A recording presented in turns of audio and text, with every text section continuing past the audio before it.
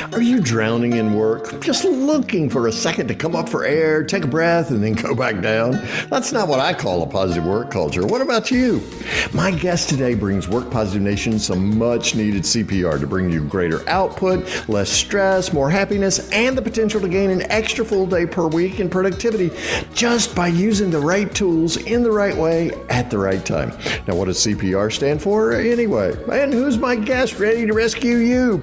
Let's find out on today's episode of the Work Positive Podcast. Work Positive Nation, help me welcome to this episode of the Work Positive Podcast, the Nick Sonnenberg. Nick, welcome to the Work Positive Podcast. Thanks for having me today. Yeah, man, we're so excited to have you. Now, you've just launched your own podcast, you were telling me. So we always like to encourage podcast listeners to listen to multiple podcasts. What's the name of your podcast? The Optimized Podcast. And theoptimizedpodcast.com is our URL. And it's really interesting. We just launched it. I'm doing it with Jay Abraham, and we're doing these live consultations. So we're not asking people about where they come from or how they came up with their idea. It's really like, what are one or two big problems you're stuck on? And we just brainstorm how to fix it. So it's really interesting, unique conversations. So really excited. We just launched it yesterday. Yeah. So talk to us about your book, Come Up for Air, Nick. First of all, where'd you get that title? Well, the number one thing people tell me, so I run a company called Leverage. We do operational efficiency training and consulting for teams and organizations. And the number one thing people tell me, clients or prospects, is that they're drowning in work. And I also know firsthand what it's like to drown in work. So that's why we called it Come Up for Air, because my goal is to help individuals and teams to stop drowning in work and make work easier and get more done with less pain. Wow. Where do you get in line for that, right? Less pain, more enjoyment. I think we all could use some of that today, right? Yeah. I mean, people are burning the candle at both ends and they're working harder unnecessarily. And so my book is a framework that I've developed that we use to help teams and organizations through my company Leverage, to help not just individuals be more productive, but how do you make a team? How do you make an entire company more productive? And when you think about how work has changed, it's not just the pandemic and now we're remote or now we're hybrid. There's all these new technologies available. There's Slack, there's Microsoft Teams, there's Asana, there's all these different types of tools, and no one's ever been taught when and how to use all these tools. And what I found is when you align teams on best practices, not just how to use these tools, but when to use these tools, and more importantly, when not to use these tools. You know, what's the purpose of email versus Slack versus Microsoft Teams versus Asana? And so my book is really that employee handbook that you never got. And this stuff is like speaking a new language. If you don't understand the purpose of these tools, and you like to use text and I like to use Outlook and my colleague likes to use Microsoft Teams, you get the scavenger hunt and you end up spending more time looking for information than getting the work done in the first place. But if you can align everyone and everyone's on the same page, you know, this is how we work together at company ABC. You know, we use these tools in these ways. You can get literally a full business day back of productivity per employee if you align them. It's like speaking a new language. And if people aren't all on the same page speaking that language, and you got some that speak German, some that speak Spanish, some that speak English, there's just a lot of slippage and makes work much more difficult than it needs to be. Yeah. And so into this immense landscape, now we have Chat GPT and GPT-4. So how do we use that to communicate? How's that going to fit into the workflow? Because what I hear you talking about, Nick, is really a comprehensive strategy for here's how we communicate in this company. Here's how we get work done. Here are the preferred channels that we do that with. Yeah, and it's not, I do lay out a ton of specific tactics, but it's not just tactics. It's also high-level strategy and a framework of how to think about things. You know, it's not a how-to on this is how to use Chat GPT or this is how to use Slack. Right. It's like, how do you even think about these? You know, if in 5 years, you know, there's a roll-up and some of those tools don't exist anymore, and now there's a new tool, you know, how do you even think about it so that it doesn't take you a year to transition, but it takes you maybe a day or a week? Yeah, to fill that same function. Because so often we suffer from in companies, and it affects our culture, from that shiny object syndrome. Hey, everybody's using Slack. Let's get on Slack. And then how do I get my work done when I'm constantly getting pinged on Slack, right? Yeah. Well, first you have to know when you should even be using Slack, right? What's the purpose of Slack? We talk about that. It's an internal communications tool. A lot of people are using Slack when they should be using a project management tool, because they're asking people to do a task or a project, which would be more appropriate there. A lot of people are distracting others with pings and dings in Slack when you should just add it to the agenda and cover it on next week's meeting and, batch go over it and stop distracting your colleague. A lot of people have no strategy for channels, and they've got marketing-social media, and then they've got another one called social media-marketing, and then it's like, well, which one should I post this in? Well, maybe I got to do it in both because I'm not sure. Let me hedge myself. Now you've just double notified a whole bunch of people that are in both. A lot of people don't have the right notification settings, so they're just nonstop getting pinged and dinged. Cal Newport wrote a great book called Deep Work, which talks about, when you're in a flow state and you're taken out of a flow state, it takes like 15 minutes to get back into a flow state. Yep. And all these pings and dings can kill productivity. We once worked with a company, about a team of 1,000, that incorrectly rolled out Slack. Slack is a fantastic tool. If you use it right, it can completely transform the productivity of your company. Sure. But if you don't use it right, it could actually hurt your company. I estimated $1 million a month in productivity loss because of how Slack was rolled out at this one company. It was fairly large. It was 1,000, but you have to be careful with these things. They can be unbelievably productive if used, not just how to use it, but when to use it. Yeah, so it's that combination of the correct usage and what's most appropriate. And really, it's what our company culture expects, and here's how we use these tools. So let's say, Nick, that my company gets this strategy. I'm at Leverage and working with you, and we've laid out our strategy. We've got the tactics in place to support the strategy. How do I communicate this when I'm seeking to attract top talent to my team? Well, it should start in the interview process. Ask them what tools, try to evaluate how tech savvy they are. If they're completely allergic and they say that they absolutely hate these things, they like to do things on physical paper and pen. That's fine, but that's not going to be very conducive to a collaborative organization, especially one, where you're probably moving in the direction of a hybrid environment, or there's some aspect of hybrid. I don't have access to your physical paper. If your house catches fire, God forbid, you pick up and leave, none of that data is in something that's owned by the company, and then if you want to give it to someone else, now you got to do double the work, and all the effort you took of writing it in your place, now you got to go and double it and put it somewhere digital and collaborative. So, it should start in the interview process. And then what we found to be the most successful is during employee onboarding.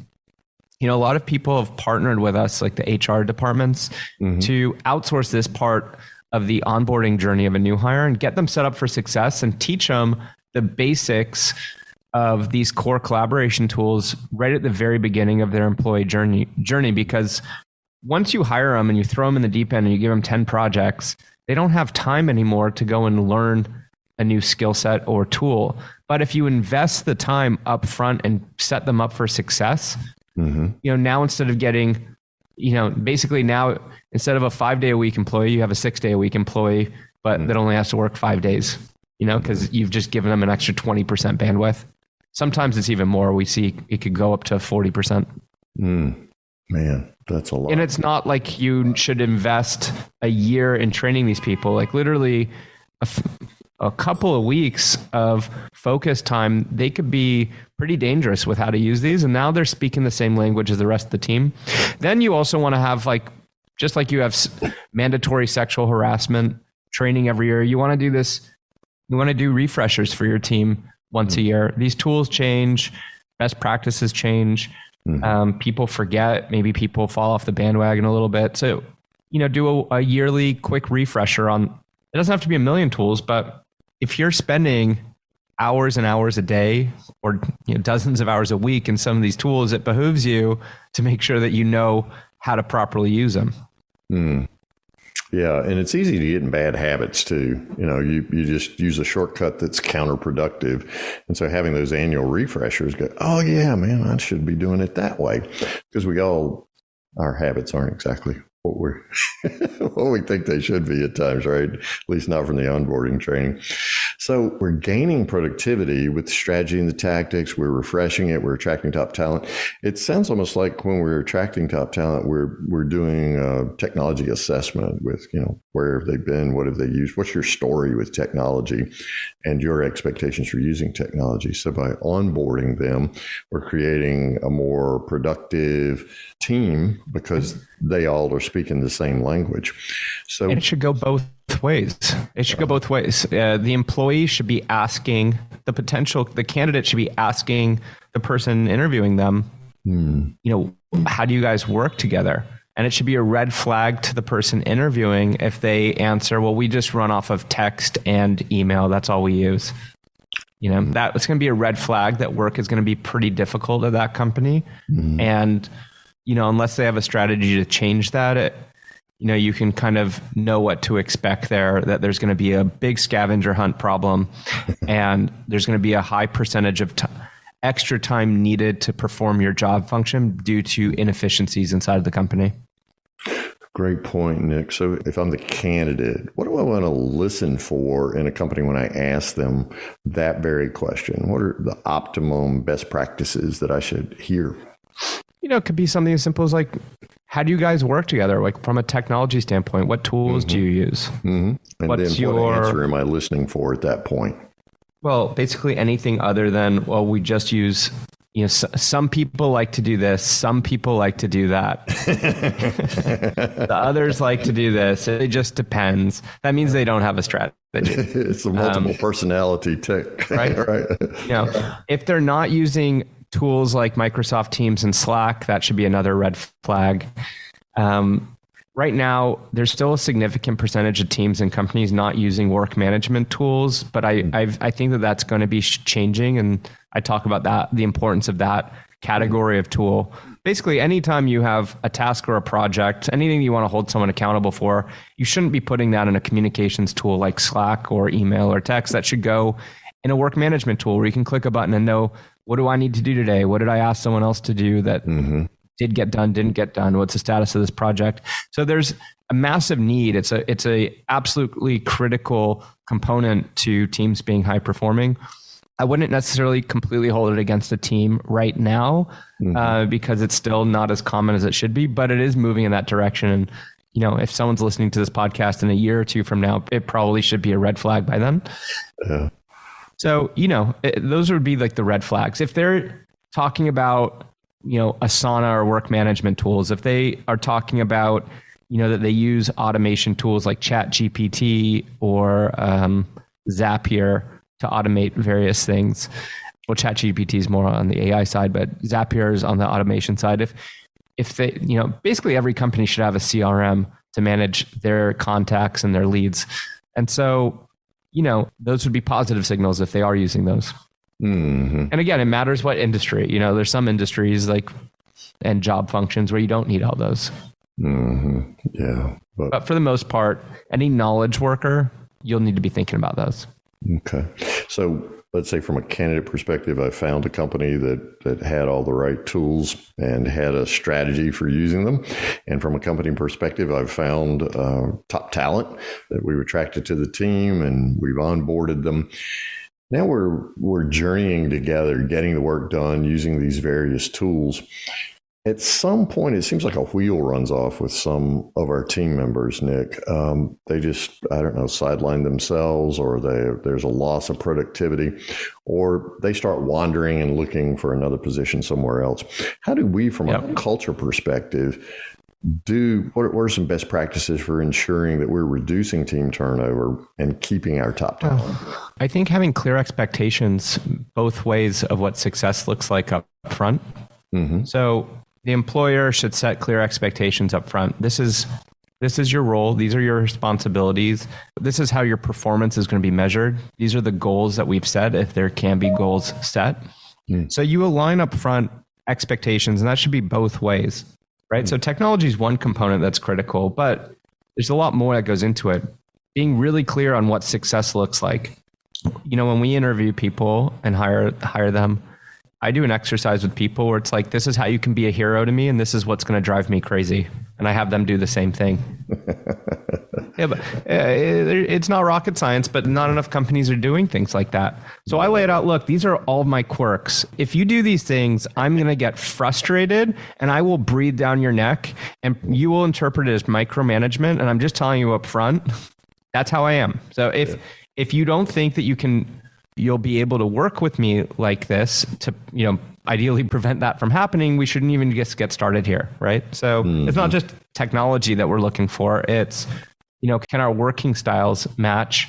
And, trust deteriorates not just because you might not think someone's ethical, but you might not trust, that they can get the job done. And that could splinter off into multiple reasons why you don't think they can get the job done. Maybe you think they're lazy, not working hard enough. Maybe you think that they're not productive enough and they're wasting a ton of time. Maybe there's a lack of clarity on what they should even be working on, and they're just moving fast, but in the wrong direction. So you have to be thinking not just efficiency, which is what my book is about, but also effectiveness and making sure that they're moving fast in the right direction. So draw some distinctions for us, Nick, between efficiency and effectiveness. Well, efficiency is doing things right, and effectiveness is doing the right things. Huge distinction there. Thanks for that. Nick Sonnenberg is my guest on this episode of the Work Positive podcast. His book is Come Up for Air, and there's a website with that, comeupforair.com. When Work Positive Nation goes to that website, what are they going to find there, Nick? So a lot of information about the book. You can link to all the places to buy the book. We've got some special offers for teams, but then also we've got bonus resources that you can enter your email and download a bunch of bonus resources. The book is already a 320-page book. HarperCollins, my publisher, didn't want me going any longer. And look, I'm an efficiency geek. And so you can imagine if I weren't an efficiency geek, this would have been like a 1,400-page book. So I couldn't fit more into series, the book. Right? I mean, it's a really dense, hopefully be known to be the go-to manual for how to work efficiently inside of a team and an organization. But my point is, they didn't want any longer. So throughout the book, we say, if you want to see the checklist, the calculator, bonus content on this, go to the website. So we've put, 50 to 100 additional pages that didn't make it into the book. Up on there. And it's not just written form. There's, pictures and PDFs and calculators and quizzes and other things. Cool. Yeah. So a lot of resources. Yeah. We spent a ton of time. Like we spent hundreds of hours on the bonus material. So I'd really encourage people to go and check that out. Yeah. And it's part of the investment in the book. Well, when you said it, you regard it as an employee handbook, and that really said to me, it's a nice resource. So I'm delighted to know that when we go to comeupforair.com, we can find all these other pages of resources, which really make the book practical, and the information there is something that we can dive into on the website and go and use it. What are some of the challenges that you see, Nick, some of the most common challenges you see today for companies in creating a culture that is efficient and effective? Well, there's a lot of challenges. One, different people have different degrees of tech savviness, right? Some people are allergic to some of these tools. Like when you say Slack, they're allergic. And that could be because they had a poor rollout of this tool in the past that didn't work, and it was a waste of time. And now they have this bad taste in their mouth that it's the problem with the tool. But really, it was just the way it was rolled out. If these things aren't rolled out in a very mindful, strategic way, it's going to be a waste of time.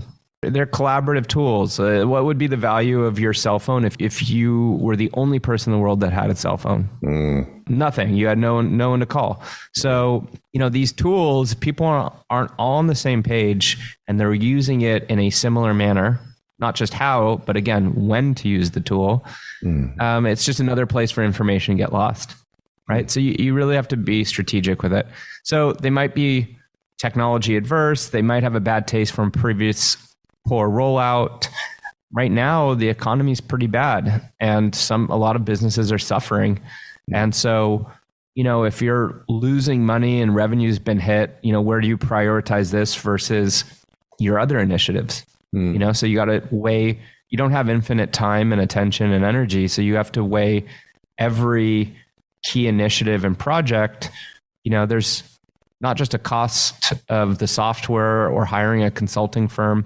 There's also just opportunity cost. If you want to spend X hours implementing some of this stuff, that's away from, redefining your core values. That's away from optimizing your sales process or business model or new product line. And so you have to kind of weigh, where does this fit into your priority list? Because there's only a finite amount of time. But I do know that if you never prioritize any part of this, over the course of a year or 2 years or 3 years, it's going to come back to bite you. And, so it would be a mistake to put a zero weight on the stuff. Yeah, it's going to be a liability one way or another. So it's just a matter of dedicate the time now to doing it and benefit you later. Because what did you say? How many hours do we capture back in a week? We see at least a full business day back per employee, and you can do whatever you want with that. And so it's just like, you're talking about liabilities, you could think of this like turn this liability into an asset. And then similar in finance, you have return on investment. Well, with this stuff, you have return on time. So say it takes you 3 months part-time to clean all this stuff up. And now everyone gets back an extra day a week, in perpetuity. Wow. Right? At a certain period of time, you're going to get a very high return on investment on that 3 months you invested, right? Because now after a certain break-even point, now you just got an extra 20% out of every single person in your company. So, and maybe after a month, you can get to half a day, right? So the break even for that return on time is different for, each part of this stuff that you're trying to fix. But it is an investment that should yield some return after a period of time if it's done correctly. Yeah, and a very high yield as well, because most everybody I know has found additional ways to make money and generate revenue, but I don't know anybody who's made time yet. So being able to get back 20%, I mean, just imagine in your company, what could happen if you did that? Now, I'm assuming that's part of what your consulting company does, Nick. So tell us about that website and how you work with companies. My company Leverage, we do efficiency training and consulting. So all the tools that we talked about here on this call and then in the book, Slack, even things like email. Email's been around for decades. No one uses it properly. You could save 3 to 5 hours a week if you just knew how to get to Inbox Zero and Outlook and Gmail. So we've got various training programs to train teams on all these core tools, Gmail, Outlook, Asana, so Microsoft Teams, Slack, so on and so forth. So we've got a bunch of ways that we support teams via training, and then we also can do private consulting for larger and more complex situations. And what's the URL? Getleverage.com. Getleverage.com. And if you're walking the dog or on the Peloton or something while you're listening, hey, it's in the show notes. That and comeupforair.com are both there.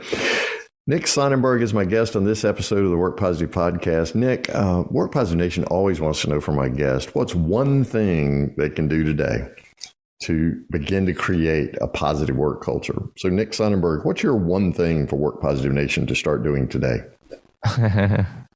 Go and get my book. No.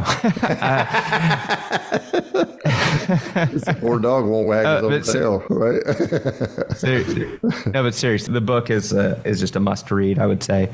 But something that you could do right now that requires no technology, basically, I would audit how your meetings are run and what parts of the meetings really need to be live versus could be done asynchronously. So live meetings are good for brainstorming, collaboration, but if someone's like just talking at you for 15 minutes, sharing a slide deck, that could have been pre-recorded, sent to you, and now you could watch it while you're walking the dog, your example. You could watch it while you're walking the dog. You could watch it at 1.5, 2x speed. You can rewatch it, and you could do it on your own time and fill in gaps in your day where you're not doing much, right? Because time isn't linear. 9 a.m. on a Monday is far more valuable of a time slot then, for example, 7 o'clock on a Friday after 100 Zoom calls and you're in the back of an Uber and you don't have Wi-Fi or your laptop, the time isn't worth the same. So even if you can free up 15 minutes of that 9 a.m. time slot, that 15-minute time slot might be the most valuable time slot of the whole week. If your time is worth $100 an hour, maybe 9 a.m. on a Monday is worth $500 an hour to you because you just had a relaxing weekend, your brain's at full horsepower, you woke up, meditated, went to the gym, whatever. So if you can do a time, not just saving time, but optimizing time and reallocating, time from low value to high value, that's a huge win too. They just naturally fall off of the agenda. So one, I would have an agenda for all your meetings. Two, you also want to audit the number of people in a meeting. Everyone has an implied hourly rate, and you have 4 people on a call. Each of them are, $50 an hour or $100 an hour person. That could be a $200 to $400 meeting if it's an hour-long meeting. Next, you want to even consider: does this need to even be a meeting? Could you cancel the meeting altogether and deal with it asynchronously, or over Slack or a video? And then third, can you reduce the length of the meeting? Maybe you need the meeting, maybe you need all the people, but maybe instead of an hour, you can accomplish it in 45 minutes. Yeah, wow. Work Positive Nation, no agenda, no meetings, right? Nick Sonnenberg is my guest today. Come Up for Air is the book. Go grab yourself a copy right now. You can get it at comeupforair.com. Nick, thanks so much for sharing your wisdom and your time with Work Positive Nation today. Thank you for listening to this episode of the Work Positive Podcast. Please share this podcast with your friends who are HR and small business leaders so they can do one thing today to create a positive work culture that increases productivity and profits. I'd like to give you a free Work Positive course just for listening. It's called Something to Talk About, and it's transformed the work conversations of so many people all over the world. Get your free copy when you go to workpositive.today/something to talk about, and you can start transforming your conversations today. Remember, it pays to work positive.